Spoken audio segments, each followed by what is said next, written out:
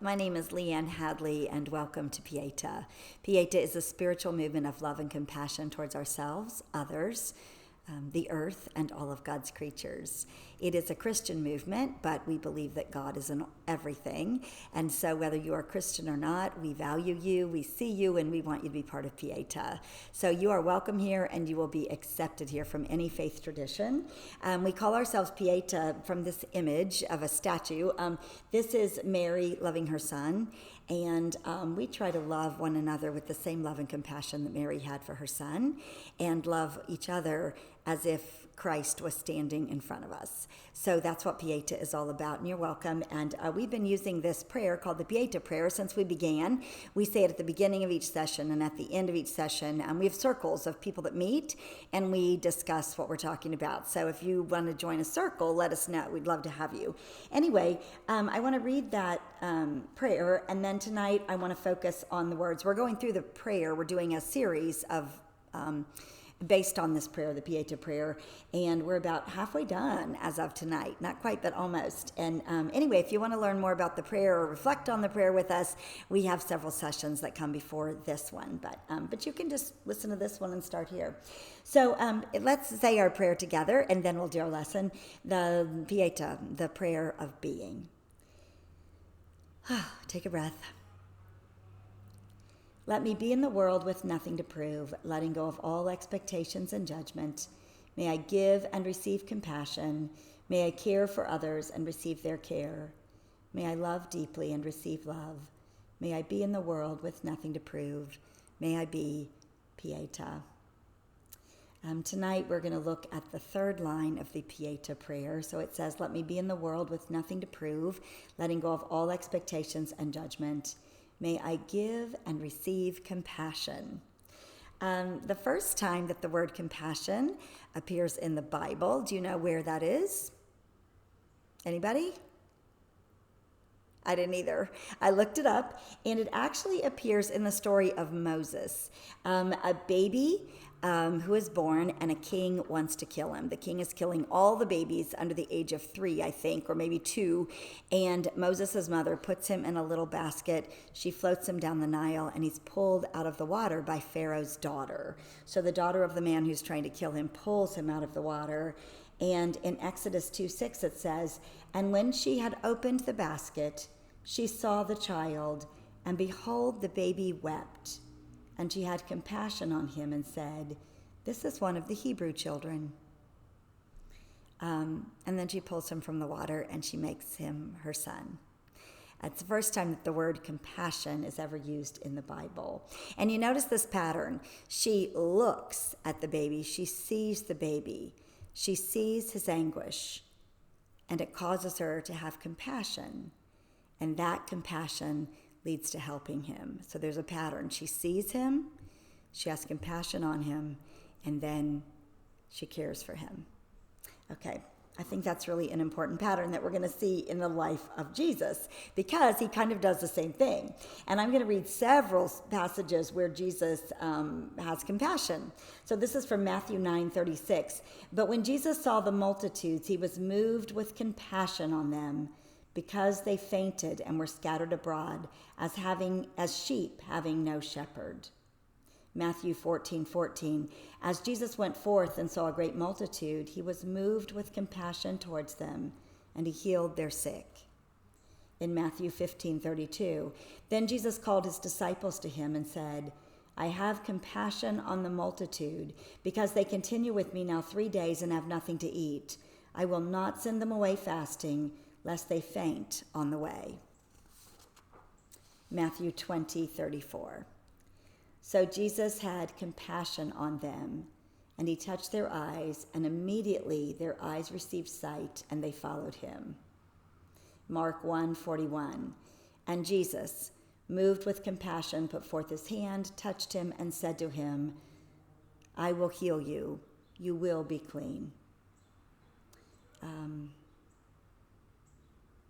When Jesus saw his best friend and knew that her brother had died, it says, and when Jesus saw her, he had compassion on her, and he said, weep not. That's in Luke 7:13. And then Jesus told parables, And in two of his most famous parables, there's this same pattern of seeing someone, being moved by compassion, and then restoring them, healing them, restoring a broken relationship, whatever. It leads to action. So you see someone, you have compassion, and then there's an action that happens. Compassion is not a feeling, it's an action in the Bible. So the Good Samaritan, remember the man gets beat up, and all these people who are really big shots in the church and in the community walk past him, and then a Samaritan that nobody likes walks past him, and it says, "But a certain Samaritan, as he journeyed, came to where the man was, and when he saw him, he had compassion on him." And then the man binds his wounds, takes him to a hospital, and takes care of him. The father in the prodigal son, this is the story where the son says, "Father, give me half your money. I'm taking it all. I'm going." He squanders his money. He's working in a pigsty. He decides to go home and be a servant for his dad, because that would be better than what he's doing without any money. And so it says, the boy arose and came to his father. But when he was yet a great way off, the father saw him and had compassion and ran and fell on his neck and kissed him. That's Luke 15:20. You see the pattern? It's all through the Bible. Someone is seen, their brokenness, whether it be physical brokenness, emotional brokenness, whatever it is, it's seen. And the person doing the seeing has compassion, and then they do something.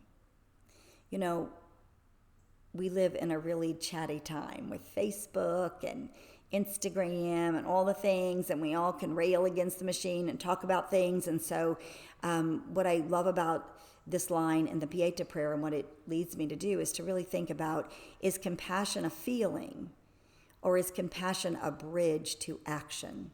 So you see someone, you have that bridge to action, and then you do something about it. And I think that compassion many times feels very passive. So when the line says, "May I give and receive compassion," it's like, oh, I'm going to feel bad for you. But I think if you look at it biblically, it means do something. It's a bridge to doing something. So it's, you see their pain, and it motivates you then to go do something. And I think that's what this line of this Pieta prayer is really inviting us to do. May I give and receive compassion. Real compassion leads to action. And if someone really has compassion on you, it leads to some action on their part, because it does no good just to have someone sit around and feel sorry for you. Compassion is doing. It's not feeling, it's doing. So that's what I think. That's my reflections anyway on the Pieta prayer for this week. So the question that I have for us to ponder today is, have you ever been seen? And has anyone ever had compassion towards you? And has that led to your healing or a change in your circumstances or anything like that? Like, what did compassion do for you when somebody had it towards you? And then the second question is, have you ever had compassion towards another person that made you spring into action? You did more than you probably would have done because your compassion was motivating you. All right, we'll spend some time pondering that question. I'll light our candle. We'll be still. Just think about that. What has compassion done for you in your life? Is it a feeling, or did it lead to something profound, your own healing or action on your part? Compassion is not a feeling, it's an action.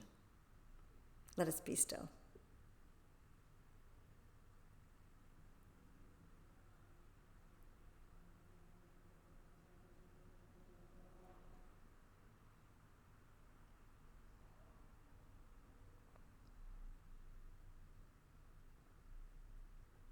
Amen. One thing we've learned in Pieta is that it's much easier to have compassion for someone than to receive compassion. But, my prayer for this week anyway is that you really practice being compassionate towards another person, that you look around for those opportunities where people are broken, hurt, need something, and that you engage with them and see if your compassion doesn't lead you to do something. We can all sit around and pray, and we can all sit around and feel sorry for situations, but to do something, that's true compassion. So I hope you have a week filled with compassion. And if you need compassion, I hope that you can receive it. That is tough. All right. Anyway, have a great week. Thank you for being here, and I will see you soon. If you're looking for a Pieta circle, there are online groups, and we talk with one another. We love one another. We do life together. Please reach out to me, and I'll be happy to introduce you to a Pieta circle. Thank you. Have a great day, and thank you for being here.